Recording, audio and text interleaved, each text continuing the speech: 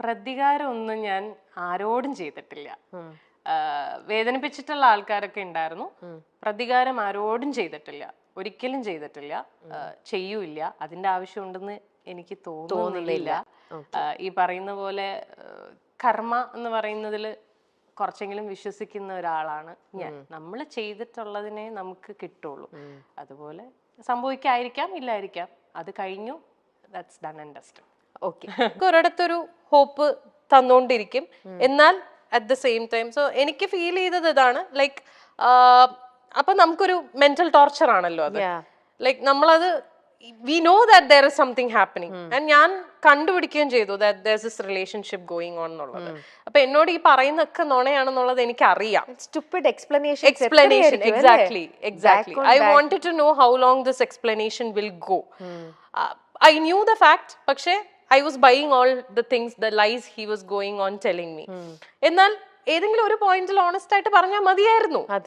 ഞാൻ ഇല്ല, I don't want to do this anymore എന്ന് പറഞ്ഞിരുന്നെങ്കിൽ തീർന്നു. ഞാൻ അപ്പൊ സ്റ്റോപ്പ് ചെയ്തിട്ട്. എത്ര പെയിൻഫുൾ ആയിട്ടായിരിക്കും ആര്യ ഓരോ തവണയും ഇങ്ങനത്തെ കാര്യങ്ങൾ അല്ലേ, അറിഞ്ഞിരുന്നിട്ട് ചോദിക്കുമ്പോൾ എഗെയിൻ പുള്ളി പറയണ ഓരോ ഇങ്ങനത്തെ ഒരു ഇതിനകത്തുനിന്ന്. പക്ഷെ എനിക്ക് യുനോ പലരും എന്നെ വിശ്വസിച്ചില്ല ഞാനിത് പറയുമ്പോ. എന്ന് വെച്ചാൽ ഇപ്പൊ നമ്മള് ഈ പറഞ്ഞ പോലെ ഇതിൽ വന്നിരിക്കുന്ന തേർഡ് പേഴ്സൺ ഒരു ഫ്രണ്ട് എന്റെ ഫ്രണ്ട് ആയിരുന്നത് കൊണ്ടും we had common friends also. So ഒരിക്കലും ആരും വിശ്വസിക്കില്ല ഈ കുട്ടിയാണ് എന്ന് അറിഞ്ഞിരുന്നില്ല. But her husband found out. ആള് കണ്ടുപിടിച്ചിട്ടുണ്ടായിരുന്നു. പക്ഷെ നോബഡി എൽസ് ലൈക് ഫ്രണ്ട്സ് ആർക്കും അറിയില്ലായിരുന്നു. Nobody was ready to believe also until they got married now. Badai Bungalow എന്നൊരൊറ്റ പരിപാടിയിലൂടെ തന്നെ ഏറ്റവും പ്രശസ്തിയിലെത്തിയൊരു നടിയാണ് ആര്യ. ബഡായി ആര്യ എന്നാണ് സോഷ്യൽ മീഡിയയിലെ താരത്തിന്റെ പേര്. താരത്തിന് ഏറ്റവും കൂടുതലായിട്ട് അറിയാവുന്നത് ബഡായി ആര്യ എന്ന നിലയ്ക്ക് തന്നെയാണ്. പലപ്പോഴും സോഷ്യൽ മീഡിയയിൽ വളരെ ആക്റ്റീവായ താരം റീലുകൾ പങ്കുവച്ചും വിശേഷങ്ങൾ പങ്കുവച്ചും ചോദ്യോത്തരങ്ങൾ പങ്കുവച്ചും ഒക്കെ എത്താറുണ്ട്. തനിക്കെതിരെ വരുന്ന എല്ലാ അലിഗേഷൻസിനും വിമർശനങ്ങൾക്കും വിവാദങ്ങൾക്കും എല്ലാം ആര്യ കൃത്യമായ മറുപടി നൽകാറുമുണ്ട്. തന്റെ ജീവിതത്തിൽ സംഭവിച്ച കാര്യങ്ങളെപ്പറ്റി ബിഗ് ബോസിൽ പലപ്പോഴും തുറന്നു പറയുകയും ചെയ്തു. ബിഗ് ബോസിൽ വെച്ച് തനിക്കൊരു പ്രണയമുണ്ടെന്നും ആ ബിഗ് ബോസ് ഷോ കഴിഞ്ഞാൽ തങ്ങൾ ഒന്നാകുമെന്നും ഒക്കെ ആര്യ തുറന്നു പറഞ്ഞിരുന്നു. വർഷങ്ങളായുള്ള ബന്ധമായിരുന്നു അത്. എന്നാൽ ബിഗ് ബോസിൽ നിന്നും തിരിച്ചു മടങ്ങി ആര്യയെ കാത്തിരുന്നത് വലിയൊരു ദുരന്ത വാർത്തയായിരുന്നു. കാരണം താൻ ഏറെ പ്രണയിച്ച തന്റെ കാമുകനെ, അല്ലെങ്കിൽ താൻ വിവാഹം കഴിക്കാൻ പോകുന്ന തന്റെ പ്രിയപ്പെട്ട ആളെ തന്റെ ഉറ്റ കൂട്ടുകാരി സ്വന്തമാക്കി കഴിഞ്ഞു എന്ന വാർത്തയാണ്. ആര്യ ഇത് കണ്ടെത്തുകയായിരുന്നു. ഇതിന്റെ ഒരു വേദനയും ആ ഡിപ്രഷനും ഒക്കെ താൻ കടന്നു വന്നതിനെ കുറിച്ച് ആര്യ പലപ്പോഴായി പറഞ്ഞിട്ടുമുണ്ട്. കൂട്ടുകാരൊക്കെ നമ്മൾ ചിലപ്പോൾ പിരിഞ്ഞൊക്കെ പോവാറുണ്ട്, അല്ലെങ്കിൽ എന്തെങ്കിലും വളരെ ക്ലോസ് ആയിട്ടുള്ള ആൾക്കാരുമായിട്ട് നമ്മൾ വഴക്കൊക്കെ ഇടാറുണ്ട്. ഒരു സംഭവത്തിലായിരിക്കും ചിലപ്പോൾ നമ്മൾ ഭയങ്കരമായിട്ട് വഴക്കിട്ട് പിരിയുന്നത്. പക്ഷെ അതിനു മുമ്പ് അവർ നമുക്ക് ചെയ്തിട്ടുള്ള പല നല്ല കാര്യങ്ങൾ ഇതെല്ലാം നമ്മൾ ആ ഒരു സംഭവം കൊണ്ട് മറന്നു പോകും. സോ അവിടെയാണ് നമുക്ക് ചെറുതായിട്ട് പാളിപ്പോകുന്നത്. എത്രയോ നല്ല കാര്യങ്ങൾക്കിടയിൽ നമ്മൾ എന്തൊക്കെ പോസിറ്റിവിറ്റീസ് നമ്മുടെ ലൈഫിൽ സംഭവിച്ചു എന്ന് പറഞ്ഞാലും ഒരു നെഗറ്റീവ് സംഭവിച്ചാൽ ചിലപ്പോൾ നമ്മൾ അവിടെ സ്റ്റക്കായി പോകും. അത് ചെയ്യേണ്ട ആവശ്യമില്ല, അതങ്ങ് വിട്ടേക്കുക, ജസ്റ്റ് ഇഗ്നോർ ഇറ്റ്. അതേപോലെ ഇപ്പം ഈയിടെ എല്ലാവരും ഇൻസ്റ്റാഗ്രാമിൽ ഇതേപോലെ തന്നെ കടയിലേക്ക് എന്തോ ഒരു ഫോൺ കോൾ വരിക, എന്തോ മോശമായിട്ട് സംസാരിക്കുക, ആ ഒരു ഇഷ്യൂ അതെന്തായിരുന്നു ആക്ച്വലി ആര്യ? അത് ഞങ്ങൾ ഇതുപോലെ ഒരു ദിവസം കട ക്ലോസ് ചെയ്തോണ്ടിരുന്ന സമയത്ത് അറൌണ്ട് ഒരു 7 o'clock ടൈം ആയപ്പോ കടയുടെ നമ്പർ പബ്ലിക് ആണ്. കടയ്ക്ക് 3 നമ്പേഴ്സ് ഉണ്ട്, കോണ്ടാക്ട് നമ്പേഴ്സ്. അപ്പൊ അതിലെ ഒരു നമ്പറിലേക്ക് കോള് വരുന്നു. അപ്പൊ ഞങ്ങൾ എല്ലാവരും തന്നെയാണ് ആ സമയത്ത് കടയിൽ വർക്ക് ചെയ്യുന്നത്. അപ്പൊ ഞാനാണെങ്കിലും എൻ്റെ അസിസ്റ്റന്റ് വിജി ആണെങ്കിലും ഞങ്ങളുടെ ബാക്കി സ്റ്റാഫ് ടീം മെമ്പേഴ്സ് എല്ലാവരും, എൻ്റെ ബ്രദർ എല്ലാവരും ഉണ്ട്. അപ്പോൾ കോള് വന്നു. അപ്പൊ ആ സമയത്ത് അവിടെ ഫ്രീ ആയിട്ട് നിന്നത് Vijiya. She's my all in all ആണ്, എൻ്റെ assistant manager, everything. She also comes to the ഷോപ്പിലും ഹെൽപ്പ് ചെയ്യുന്നുണ്ട്. അപ്പൊ അവളാണ് ആ സമയത്ത് കോൾ എടുക്കുന്നത്. സോ അതൊരു നോർമൽ ഫോൺ മൊബൈൽ നമ്പറിൽ വന്ന കോള്. അപ്പൊ നമ്മൾ കസ്റ്റമർ ആണെന്ന് വിചാരിച്ച് എടുക്കുന്നു. എടുത്തപ്പോ ആദ്യം ആള് പറഞ്ഞത് ഞാനിങ്ങനെ ആര്യയുടെ ഫാനാണ്, അപ്പൊ ആര്യനെ ഒന്ന് കണക്ട് ചെയ്യാൻ വേണ്ടിയിട്ടാണ്. അപ്പൊ പുള്ളിക്കാരി പറഞ്ഞു ഇത് കടയുടെ ഒഫീഷ്യൽ നമ്പർ ആണ്, നമുക്ക് പേഴ്സണൽ നമ്പർ തരാനുള്ള പെർമിഷൻ ഇല്ല.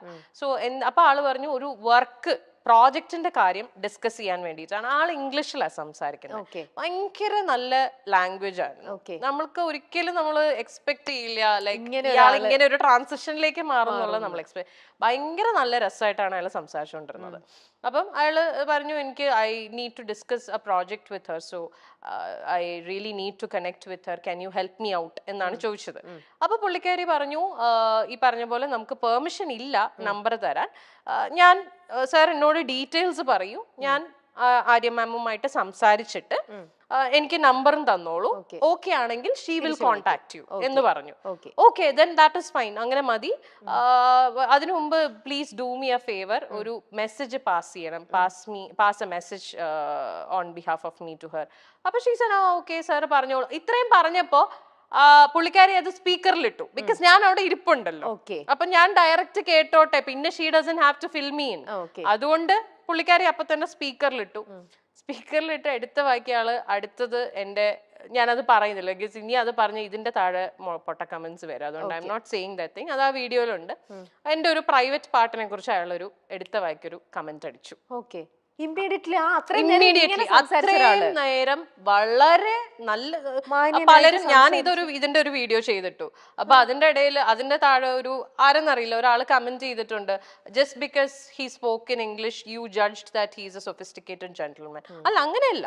അയാൾ ഇംഗ്ലീഷ് സംസാരിച്ചുകൊണ്ടല്ല പറഞ്ഞത്. നമുക്കിപ്പോ ഒരാൾ സംസാരിക്കുന്ന രീതി അറിയാലോ. ഒരു വെൽ മാനേർഡ് ഒരു ജെന്റിൽമാൻ എങ്ങനെയായിരിക്കും നമ്മളോട് അപ്രോച്ച് ചെയ്യുന്നത്, അല്ലെങ്കിൽ ഒരു പ്രോജക്റ്റിന്റെ ഡീറ്റെയിൽ സംസാരിക്കുന്നത്. നമ്മൾ ഇത്രയും വർഷമായിട്ട് ഈ ഫീൽഡിൽ നിൽക്കുന്നത്, സോ വി നോ. ആ ഒരു രീതിയിൽ തന്നെയാണ് അയാൾ സംസാരിച്ചത്. അപ്പൊ അതുകൊണ്ടാണ് ഞാൻ പറഞ്ഞത്, സൊഫിസ്റ്റിക്കേറ്റഡ് ജെന്റിൽമാൻ സംസാരിക്കുന്ന പോലെ തന്നെയാണ് സംസാരിച്ചത്. ഇമ്മീഡിയറ്റ്ലി ഇയാൾ ഇത് പറയുമ്പോ ഹീസ് ഓൺ സ്പീക്കേഴ്സ്. അപ്പം ഇത്രയും പേര് ശരിക്കും ഞങ്ങൾക്ക് ചിരിയാവുന്നത്, വി ബേർസ്റ്റഡ് ഔട്ട് ലാഫിങ്.